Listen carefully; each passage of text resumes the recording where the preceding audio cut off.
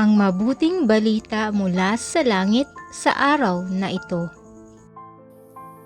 Aleluya, aleluya! Hinirang tayo ni Kristo upang mamungang totoo bilang mabubuting tao. Aleluya, aleluya! Ang mabuting balita ng Panginoon ayon kay San Lucas. Pinupuri ka namin, Panginoong Hesukristo.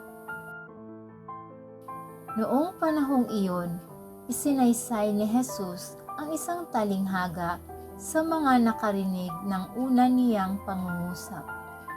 Ginawa niya ito sapagkat malapit na siya sa Jerusalem at ang akala ng mga tao ay itatatag na ang kaharian ng Diyos.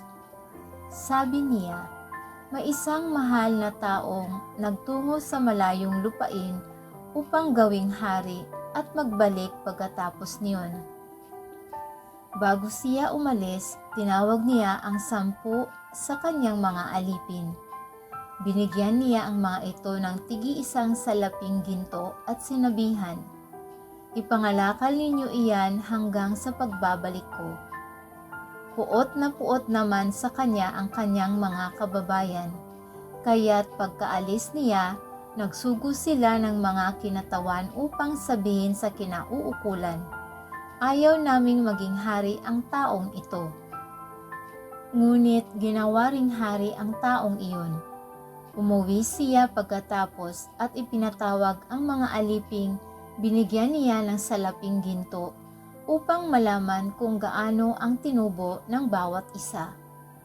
Lumapit sa kanya ang una at ang sabi, "Panginoon, ang salaping ninyong ginto ay nagtubo ng 10. "Magaling," sagot niya. "Mabuting alipin. Yamang naging matapat ka sa kakaunting bagay. Pamamahalain kita sa 10 bayan." Lumapit ang ikalawa at ang sinabi, "Panginoon, ang inyong salaping ginto ay nagtubo ng 5. At sinabi niya sa kanya, "Mamamahala ka sa 5 bayan."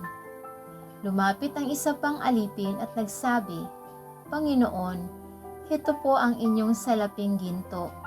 Binalot ko po sa panyo at itinago. Natatakot po ako sa inyo sapagkat napakahigpit ninyo. Kinukuha ninyo ang hindi sa inyo at inaani ang hindi ninyo inihasik." Sinagot siya ng kanyang Panginoon, "Masamang alipin, sa salita mong iyan kita hahatulan. Alam mo palang ako'y mahigpit.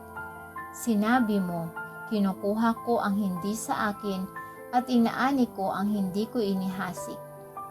Bakit hindi mo inilagay sa bangko ang aking salapi?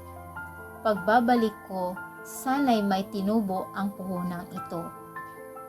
At sinabi niya sa mga naroon, "Kunin ninyo sa kanya ang salaping ginto at ibigay sa may 10. "Panginoon, siya po'y mayroon ng 10 salaping ginto," wika nila. "Sinasabi ko sa inyo, ang bawat mayroon ay bibigyan pa, ngunit ang wala, kahit ang kakaunting nasa kanya, ay kukunin pa."